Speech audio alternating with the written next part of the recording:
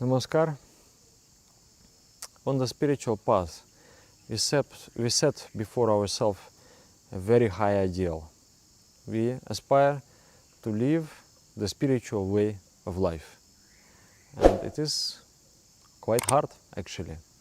For some it is easy, but for some people it is hard to follow the spiritual way of life. So we try something for some time, and then we feel that we are unable to sustain that kind of practice, and we drop out of it.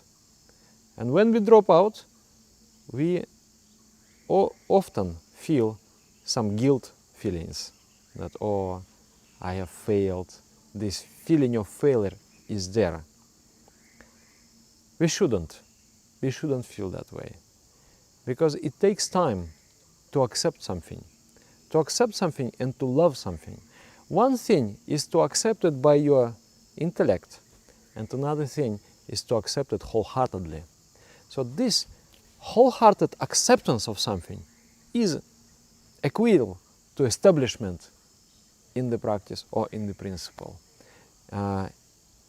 Your mind, my mind, everybody's mind, resisting accepting spirituality. For some people it is hard to meditate twice a day.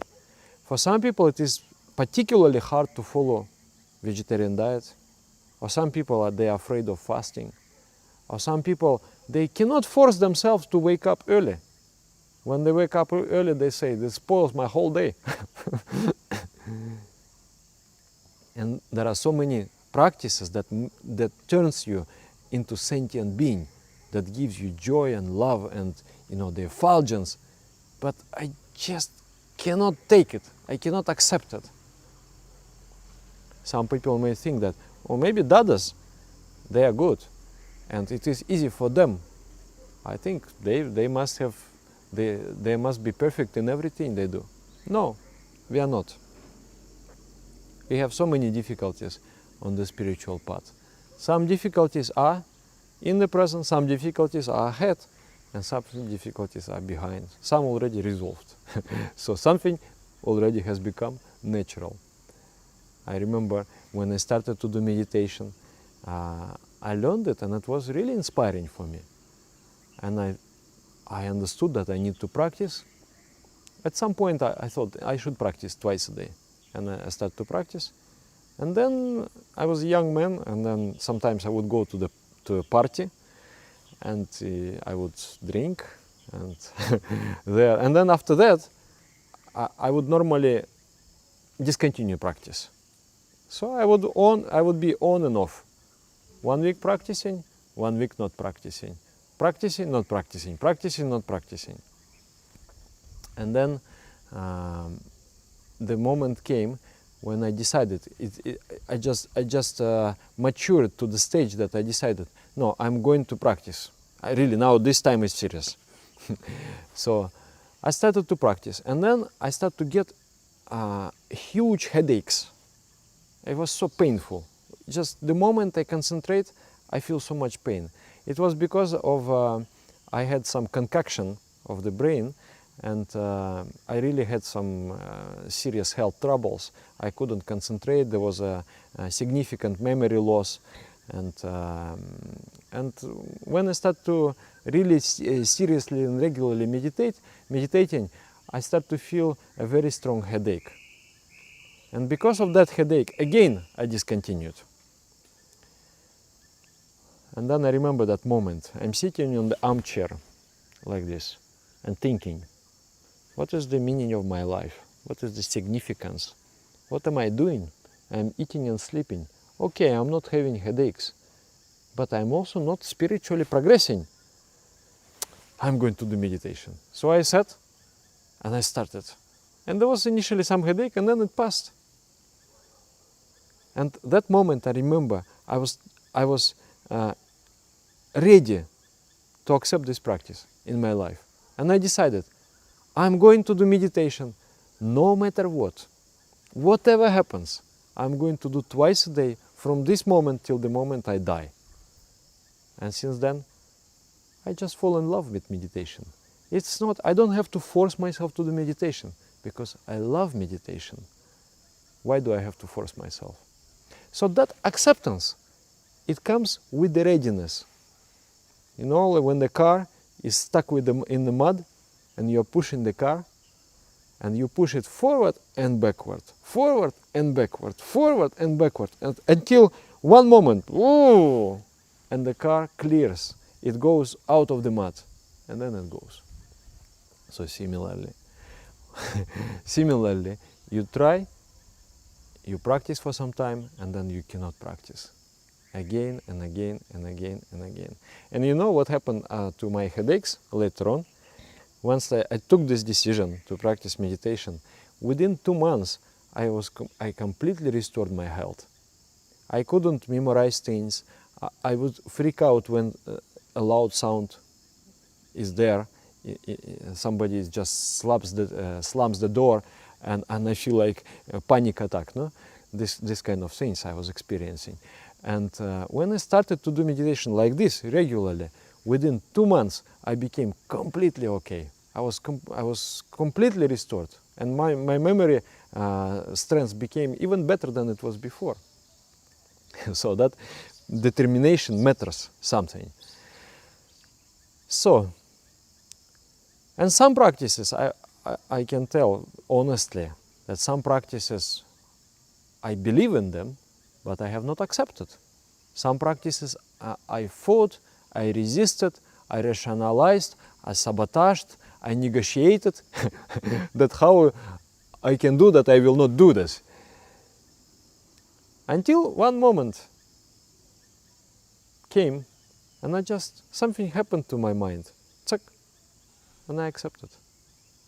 And after that acceptance, I fell in love. And I really enjoy. Those were the same things that I really hated, though I knew that it is good to do. But internally I was not ready to take it. So the moment comes, done, and you embrace. Rainer Maria Rilke, he says, "Oh, you, the many unassailed cities, don't you ever dreamt that your enemy will overpower you?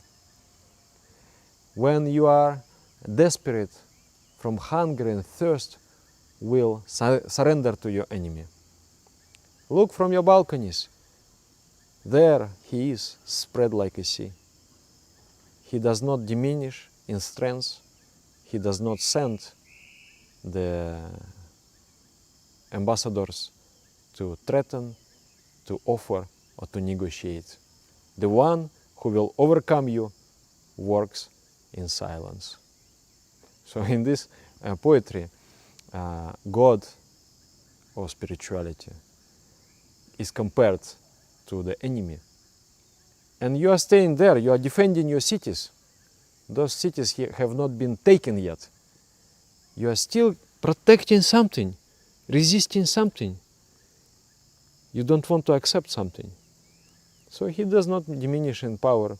He doesn't want to threaten or to negotiate or to convince you. The moment will come, you will surrender yourself. You will open your heart and you will embrace the spirituality. So it's just like a baby. When the baby is born, the baby cannot walk. No matter how much care you give 3 liters of milk, it will not make him walk. How many times you wash the baby, it will not make him walk. He needs to grow and become able, and he will stand up on his frail and disobedient legs and fall again. Again he will stand up and fall again. So the parent, when watching the child, will just smile and will know internally the time is coming. My baby is soon going to walk and going to run and going to be very confident on his legs. But now is not time yet. So similarly with us, we try practices, we do something, we make 1 step forward, we make half a step backward, make 2 steps forward, make 1 step backward. but we still keep that ideal. We keep on trying, until one moment, no matter, doesn't matter, after 1 month, or after 1 week, or after 1 day, or after 10 years, or 20 years, what does it matter for the Supreme Consciousness? You will embrace it and you will accept it. So always you need to be encouraging yourself. You will do it. Don't worry. Don't blame yourself. You will do it. You will be excellent at it. You will be master of that practice. Just keep trying. Keep trying. Okay, you dropped out of meditation. No problem. Just start again. Okay, you cannot wake up early in the morning. No problem. Just try again. Okay, you cannot fast. Just try again. And try again, and try again, and try again. The moment comes, you accept. And there is no effort anymore. You enjoy it.